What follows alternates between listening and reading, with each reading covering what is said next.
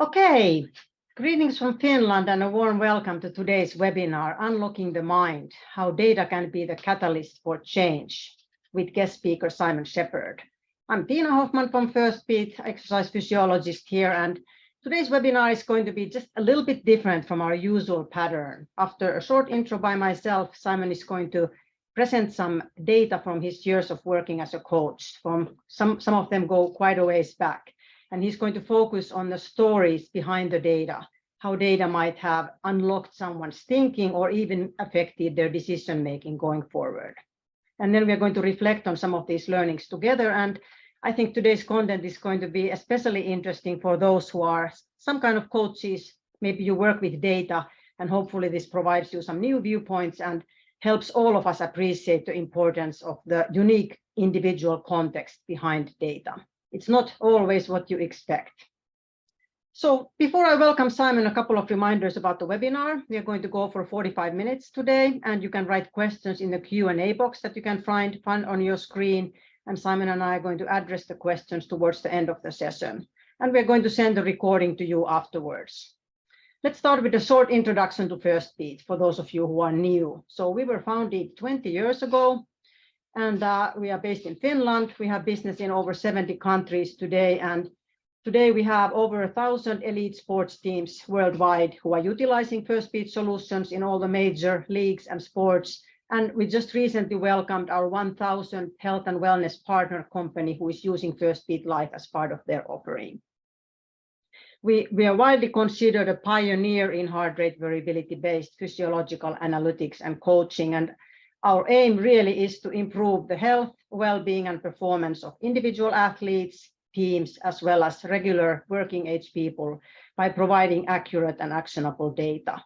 If you want to read more about the Firstbeat science and the background, we have good information that you can find on our website on that.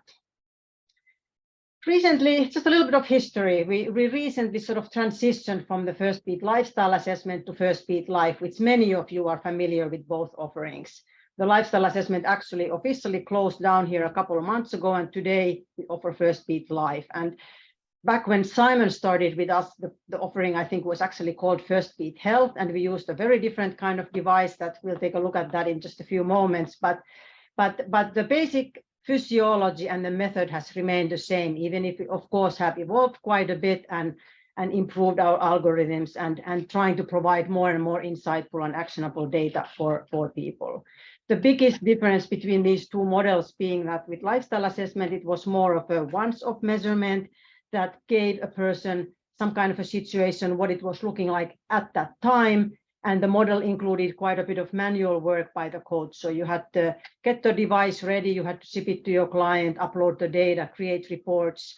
And from that, we've gone to Firstbeat Life, which is it's more automated offering. The client has an app, and they have a device with themselves, and they're able to do multiple measurements sort of through a process of trial and error. And it's really designed to be used together with the coach. So the coaching is what provides sort of the fruit and the content to the actual process, so the client can really make some meaningful conclusions from the data. So this is what the Firstbeat Life offering looks like. This is the device that we use, Firstbeat Bodyguard 3, and then the app on your phone. The client gets the result directly in the app.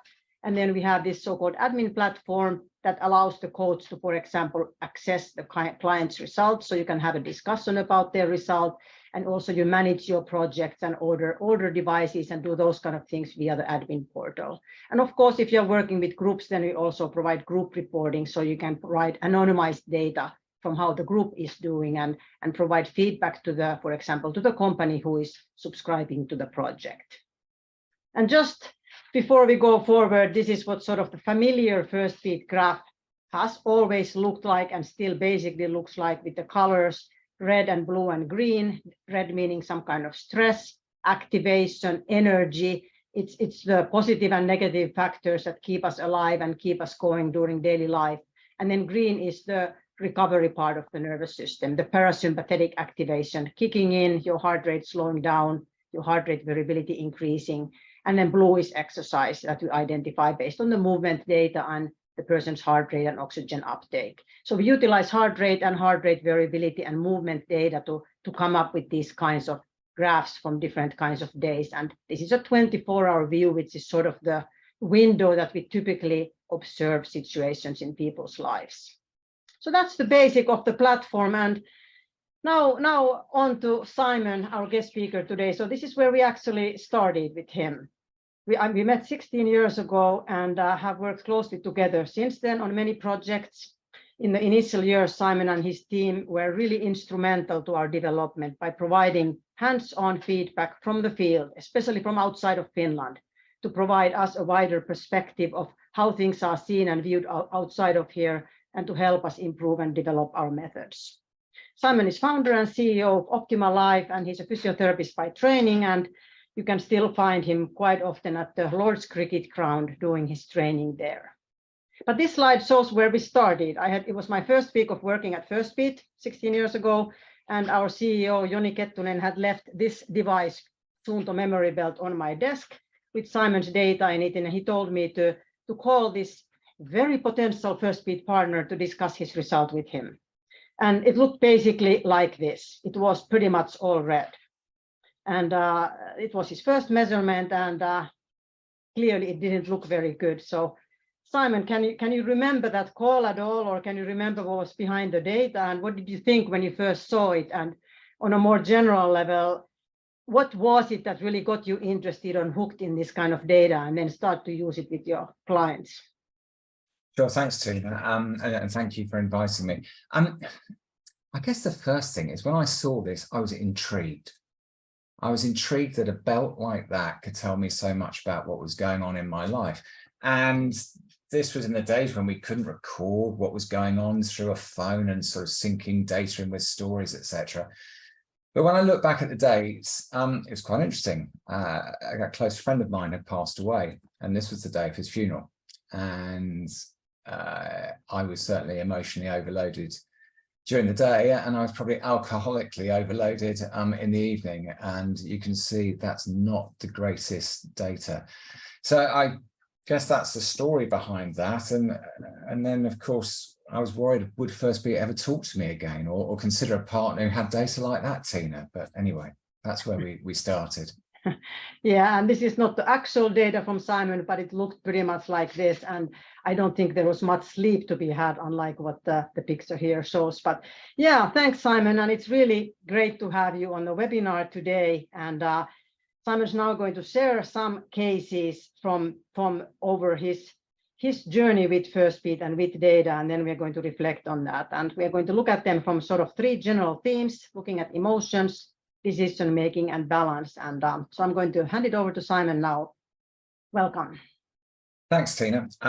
So I just picking up on what we've just talked about, I think I first heard this from James Hewitt. He said human beings are absolute experts in the art of self-delusion, and having used Firstbeat for many years now, I really couldn't agree more. It is a fantastic saying.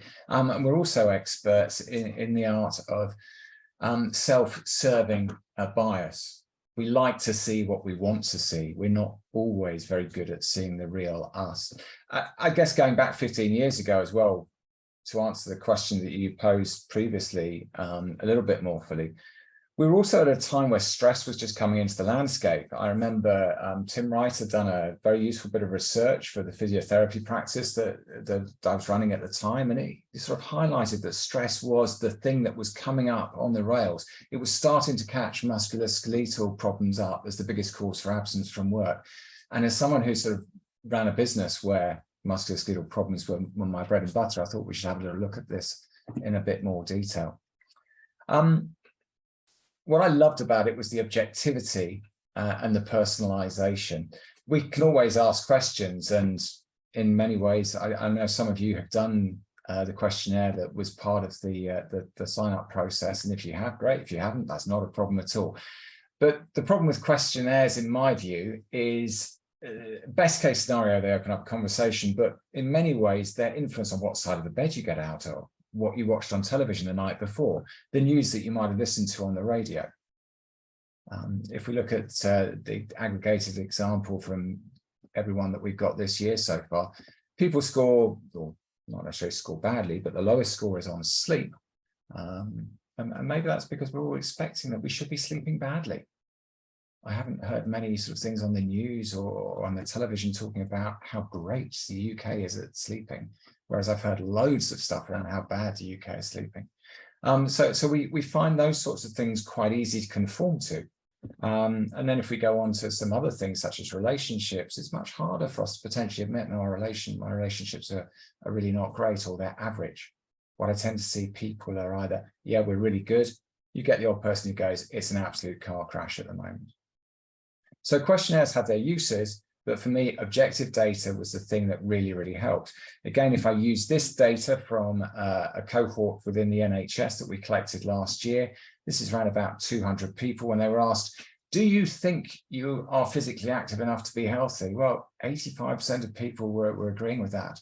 But then when we looked at their Firstbeat data, we saw a very different scenario. And that, there are always going to be some who do a lot, as we can see on the far left-hand side, and there are one or two who hardly do any. So I always tend to take those out, and that gives us a bit more of a slightly better trend of what's going on. But yeah, no, I think I do a lot of physical activity. No, we probably don't. We're not great at seeing us. The other thing that I think was really useful is people are quite good at putting up this wall, this mask that sits in front of them. We might see great diversity on the outside, but do we really see the diversity on the inside? And that's what brings me on to the first theme that I wanted to talk about, which was people's feelings and their emotions. Because if I think what Firstbeat does, it gave me an incredible view from a physiological point of view, but where I think it's given me some real advantage as a coach or a mentor or a therapist or a practitioner, whatever I am, it has been helping people unlock their true feelings. So the first feeling is happy. This is someone who just works in a sales job. If that was my data, I'd be pretty happy. What do you reckon, Tiina? Would you be happy if that was you? Oh, seeing that kind of sleep, yeah, I would be absolutely over the moon. So we got fantastic sleep here as the green, nice bit of exercise first thing in the morning. What was interesting with this person, they really were in control of things. They love doing breathing exercises. They like doing mindfulness, very deliberate about doing those to create these reset moments during the day. And you can see those in those bits of green, and their sleep was excellent. If that was me, happy days. This is the same person the very next day. So we've moved from happy to sad. So what was going on here? Well, on this day, they were working from home. They started their sort of formal working a little bit later. They managed to do some exercise, but it was a little bit later in the day. They came back, they had a shower. You can see this little red line. For those of you who don't know, that means the monitor's off. The person's having a shower there. And then it was all still quite activated.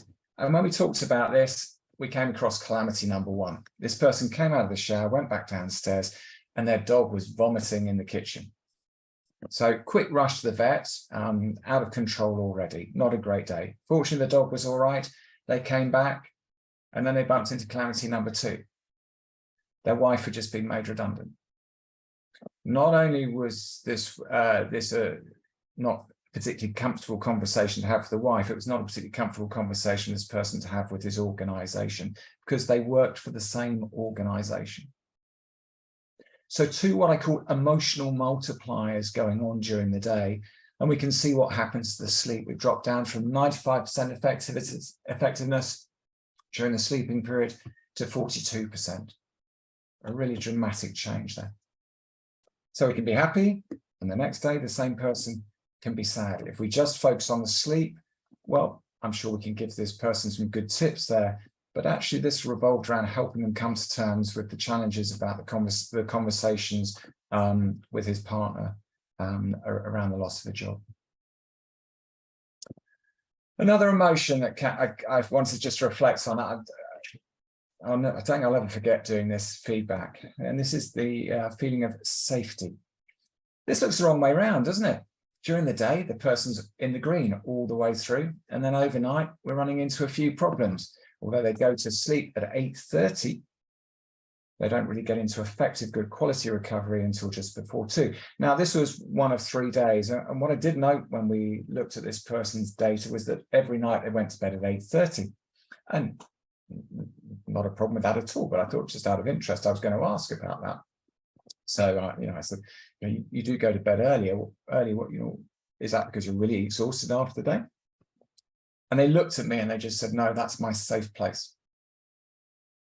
And so going into true coach mode, it was tell me a bit more about that. And about 15 minutes later, we got to the bottom of what this safe place meant. This person had lost their partner and lost both their parents in the last 6 months before this reading, and they had not told anyone at work about this.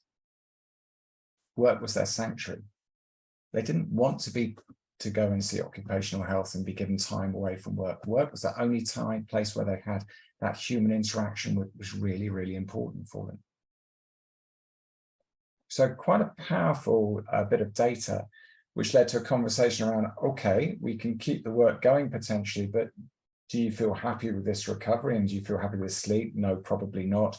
Do you think now is the time is right for you to go and talk to occupational health? Yes, I do. Would it be useful for you to take this in and show them how important work is to you? That is fantastic. And I got a message the next day saying that the person had been in and it initiated the conversation with occupational health and was going to undertake appropriate bereavement counselling.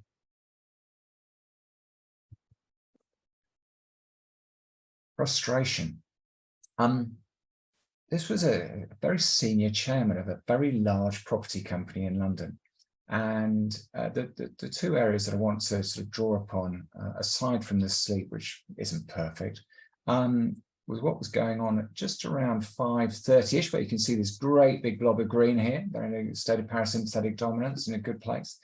And then also what was going on sort of between sort of 2 and 3:30, when we can see slightly greater activation. I always use the word load rather than stress. You know, we can have positive lows, we can have negative lows, but stress does come with a certain connotation. So I try and use the word load wherever possible. And so we talked about what was going on there. And the chairman said, well, actually, we had to do this incredibly important pitch over to America. That's why it's at the back end of the day. This was a multi-million-pound deal that they were pitching for. And from between 2 o'clock and 3:30, we were practicing. And I was really unhappy with my team. They really hadn't done the preparation that was required. They weren't at the standard that I needed.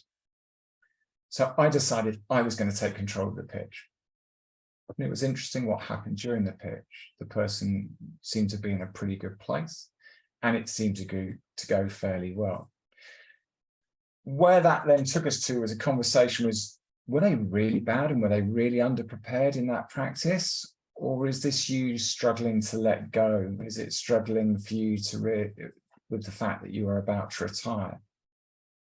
It was a high risk pitch. You needed to be on top of things. And we got the person to a point where actually, yes, I probably was struggling to live with the fact that I was losing control of the situation here. The people weren't as bad as they thought they were. So this opened up a great conversation around legacy and how they were going to try and let things go. I've got 2 more before we might just have a little break, Tiina. But the next emotion that I just put here is hate. That's a strong word, isn't it? Hate. Now you can see this person's sleep is really, really poor. And this wasn't down to alcohol, it wasn't down to going to a funeral, it wasn't down to doing really hard exercise late at night. So we sort of trawled our way back through, and this person was very bad at keeping diary markers. But we could see a little bit of what this Manhattan of load that was going on just around about 1 o'clock. So the person went back and looked at their diary and went, oh yeah, meeting. I had a meeting then. I remember it actually quite clearly. I met my boss then. I hate my boss. And the conversation went on and went on. And this was all about a lack of appreciation, about poor communication, about double standards.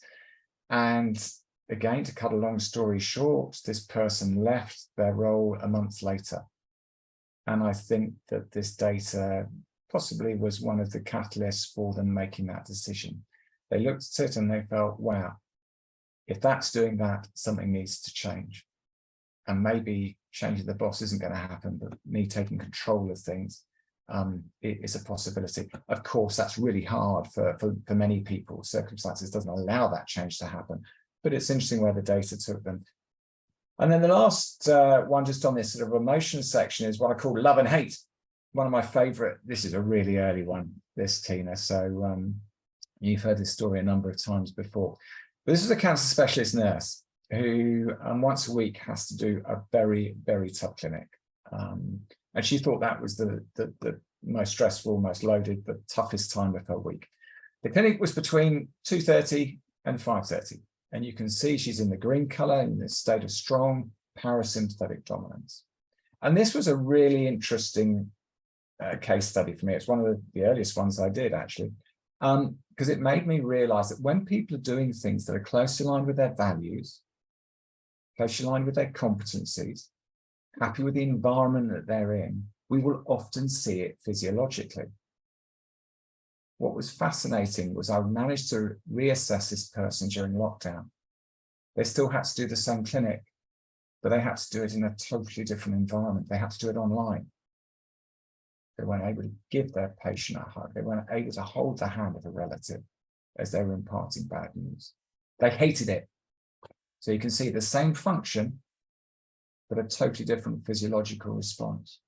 And I guess the conversation we had really focused on that more so than when you're working at home. You've got a lot of control in other times in other areas, which is why we see a lot of green. But they're just a few sort of stories that highlight a few emotions, Tiina.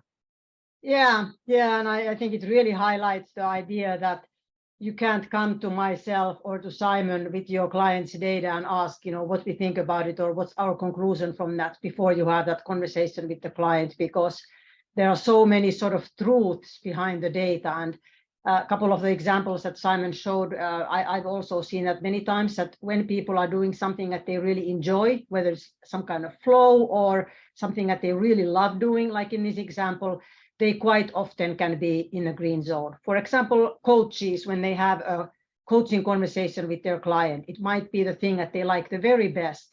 They get to do their essential work, and they often can actually relax during that. And sometimes it can also be something that they're really good at, like maybe the CEO who did the pitch himself. If it's something that you're really good at in that moment, you don't have to worry about anything else. All the prep and all the stress beforehand is gone, and then you're just doing your essential task, and then that can actually put you in a recovered state. So it is super interesting to hear the facts behind the data before drawing conclusions that this day is good or this day is not good.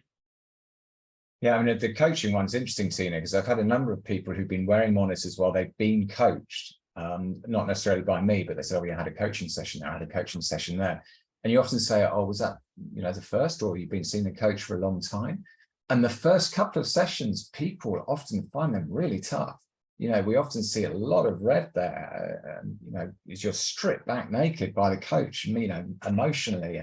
And then once you build that rapport, and the chemistry is there, we often see people in a much better place, in a much more comfortable position. Yeah, and I would say one more sort of highlight is that I think that's one of the biggest benefits that we can now do with Firstbeat Life, that you're not limited to doing that 3-day measurement or that 5-day measurement in a specific kind of life situation. But even if the first set of days happen to be really, really stressful, because all kinds of things happen and life throws us curveballs, but then you can try again in a few weeks or next month and try to measure in a different situation. And that's where the real learning comes from, when you actually get to test and try different situations and see how your body reacts to that. Now, I've been very good, Tiina, and I'm trying to stick to time here, but there was another emotion that I would have put in if I'd had the opportunity, and that was excitement. Because often we see people when they're doing things that are exciting, maybe going to a concert or a comedy show or something, and they're really high red, and it isn't just the alcohol, because they say, actually, I drove home. Yeah, and that's where the journal marking really helps the coaching discussion too. So if a client has marked it in the journal, it's already, you are like sort of one step ahead in the discussion, because you can see and recall what they were doing at a given time. Yeah, but it makes the point. Excitement is a load on our system, and it takes us some time to come down. And for those of you who work in a sporting environment, if you play fixtures in the evening, you often see, whether it's the player or the coach, whatever, absolutely buzzing for 2 or 3 hours after the fixture. Yeah. Cool. Let's go on to the next little bit. I think we've just got a couple here, but it's around decisions. Because I also find that what Firstbeat's really helped me do is facilitated conversation with either an individual or with a team that's allowed them to make decisions. Some of those decisions have been quite powerful. I remember going through a period of time when it seemed that once a month someone was leaving a fairly serious relationship on the back of the discussion we'd had around their Firstbeat data. It's not always like that, but it can sometimes go in runs. But this is again a slide I often show when I'm doing talks or workshops with the organisation. It highlights what I call the negotiable, non-negotiable conundrum. This was someone who came to see me with a bad back. This was many years ago. They were working with one of the banks that nearly collapsed in the last financial meltdown. It shows what a long time it is, as we're just about to probably hit another financial meltdown. But they came to see me with a bad back. They told me about their back for 20 seconds. And they told me about their life for 20 minutes. So as a physiotherapist, I have option A, go push, push, push, click, click, click, bend your knees when you lift, work your transverse abdominis in perfect synchronization with multifidus, and everything will be all right. But of course, there are a few other things that wouldn't be all right. And that was the 20-minute conversation either life. So we put a monitor on, and this was the data. And you can see they're doing really hard exercise for about an hour just before they go to bed. And I said, what on earth is going on there? And this person just said, work is so tough at the moment. I've been doing some reading. I've read that exercise is really good for stress management. So I bought myself a punch bag. And every night when I go home, I just beat that out of the punch bag because I'm so with the bang. Right idea, wrong timing, wrong dosage. So exercise certainly is got a strong correlation with good level sleep. It's got a very good correlation with improving stress levels, but it's also a stimulant. So doing that sort of intensity exercise just before sleep time was not great. And this sort of made me think through, well, am I going to tell this person not to do that because they've really bought into it? So we did mention that, but then we also had a little think about all the other things during the day that they could do to offset it. And just to make this point, a few years ago, I really got in the habit of playing basketball on a Tuesday night. And we'd play between sort of 8:30 and 9:30 in the evening. And we did it then because that's when the court was free. It's when my mates were available to play. But it was late and it was going to cause me some challenges to my sleep. But it was non-negotiable because that's just the way it was. But on a Tuesday, what I always try to do is have my main meal in the middle of the day. I try and have a snack at around about 5:36. I'd start pre-hydrating before I went to play. When I came in, I'd have a cool shower to try and bring my body temperature down.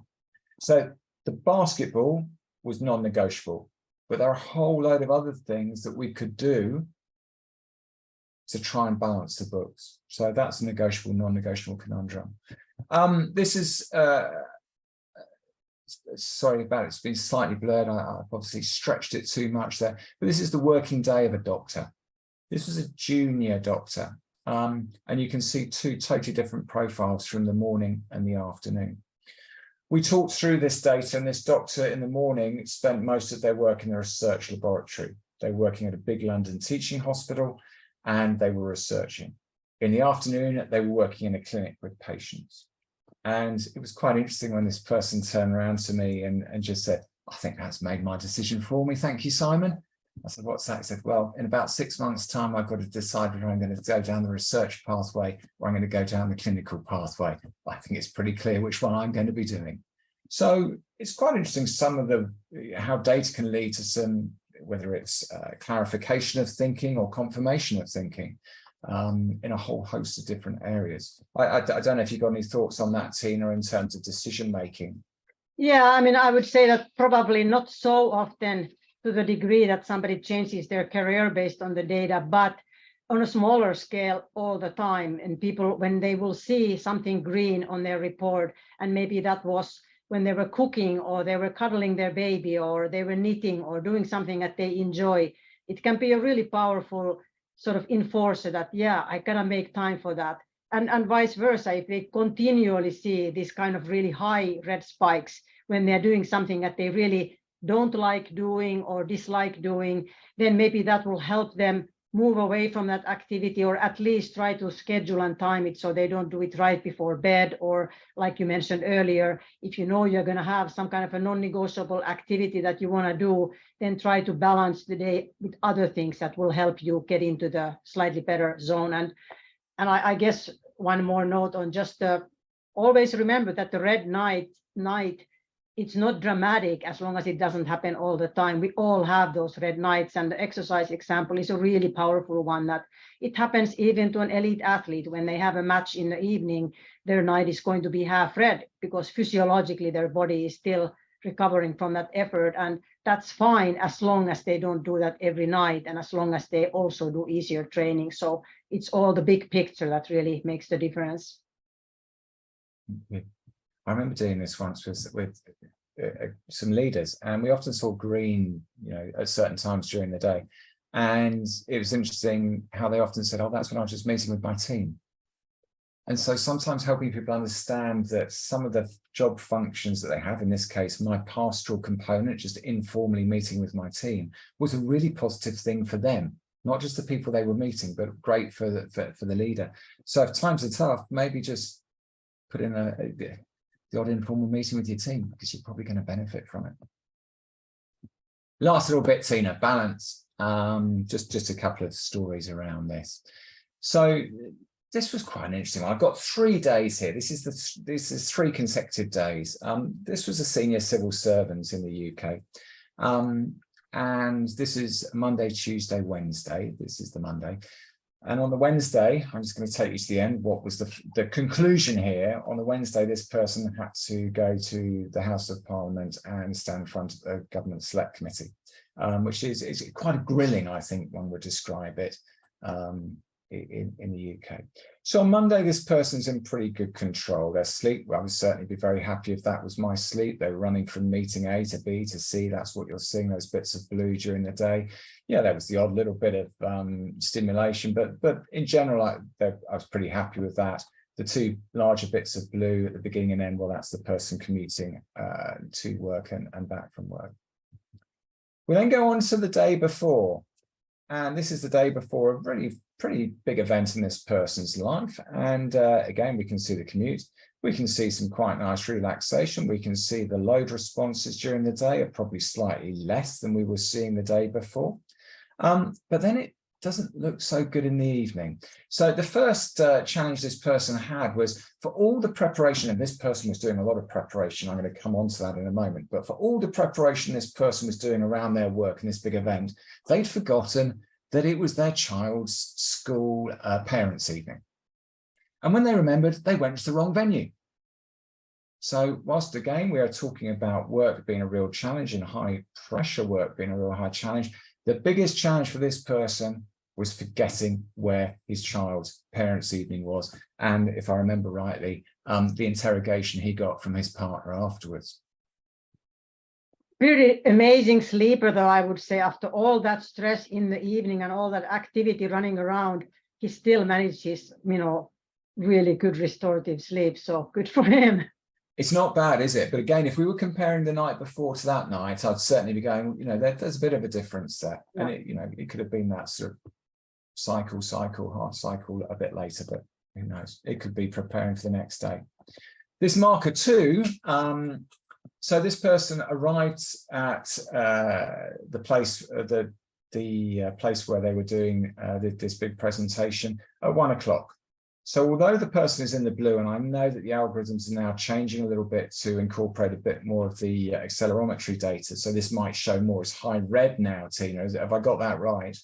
Yeah, in the old method, if the situation was really stressful and the heart rate was really high, it was sometimes sort of mistakenly identified as light physical activity, whereas now with the movement data, we are able to very accurately determine. So if the person is mentally stressed but not moving, it would show up as high red bars instead of light blue, like you said.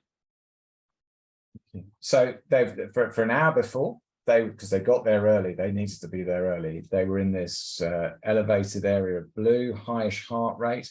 And you can then see that from 2 o'clock, this is when the actual presentation, the questioning began, really high stress. So I just threw out a few questions because this person was obviously nervous beforehand. And one of the questions was just, how do you prepare? Just talk me through the preparation. And they said for the week before, anyone in their team could ask them any question they want about any fact or any figure related to the topic, and he would expect to know. So the preparation at an intellectual level was incredibly high. My next question was, and how did you prepare emotionally? At which point this person just looked at me and said, "What do you mean?" And I said, "Well, how do you prepare to take ownership of the room? How do you prepare your body language? How do you prepare your tone of voice for certain answers and certain questions that you think are going to come up? Where do you put in that killer pause that's going to grab the attention of the audience again?" And then he just looked at me and said, "Well, that's a game changer."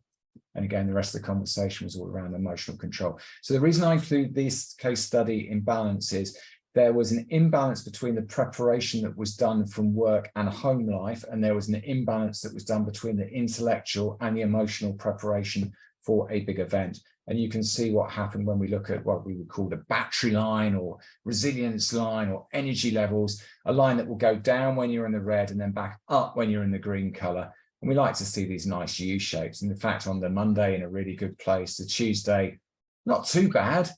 Wednesday, a bit of a car crash. And we didn't sort of really highlight his sleep that night, but I think he went out and celebrated quite a good day at the office with his team. Last little story, again, one of my favorites. This was the data of someone who was the UK head of risk for a large financial institution. This was the data when we first saw them, and you can see that they're really struggling to sleep. Again, when we were doing the feedback and the talking things through, one of the questions I asked, well, what do you love doing in life? And this person thought long and hard about it. I love roller skating. In fact, 15 minutes later, they were still talking about roller skating. They went on and on and on. They went about their freedom, the movement, the fresh air, the green, everything. So of course I asked, well, when did you last do that? I don't know, 6 to 8 months ago, Simon. So this person agreed in their very busy life that they would start roller skating. And they did it twice a week. And this was their data 6 weeks later. And I'm the first to admit that there are a whole host of things that could influence this. It could be days of the week. It could be what else is going on at work and relationships, etc. But I'm also fairly convinced that if we get some balance in our lives, and if we include 1 or 2 things that we love doing alongside the stuff that we get paid to do or feel we have to do, we're probably going to be in a better place than if we don't. And the kicker in the tail here is this person is promoted to become global head of risk 6 months later. So yeah, I totally agree. I think, 2 possible explanations, excluding all other factors, of course, but of course, doing something that we enjoy and making time for that puts us mentally, emotionally in a better place, and it's much easier to get that recovery. So I totally have seen that many times. But also, of course, if this person had just been too busy to exercise, this was done weeks later. So once they start exercising, little by little, their fitness gets better. And our big data is also very clear correlation between people who are in good or moderate fitness compared to people who are in poor fitness. Their body also has a better capacity to recover from the stresses of the day. So just by improving your fitness, you can actually improve your ability to get that better recovery even after a stressful day. So 2 sort of positives behind this one. And you know what, Tiina? I think I'll stop there. I think that's more than enough around the stories. But if there are any questions, I'm really happy to take them. Yeah, good. I noticed a few people have lifted their hands, but we have so many people online that I'm probably not going to be able to turn the microphone on, except maybe I'll do an exception in the last minute for Joni Kettunen, our CEO, who I saw that had lifted his hand. So maybe Joni can say something to conclude, but a couple of questions at first. There was some comments from Jacek about the great sleep assessment, that when it's all green, that in some cases, it's still important to ask the client that, did you feel fresh upon waking up, or did you feel sleepy during the day? So sort of making the point that just because somebody's sleep is green, we cannot simply conclude that, okay, when anyway sleep is your strength, you're obviously a really good sleeper, because it's not always quite as simple. Have you seen that, Simon?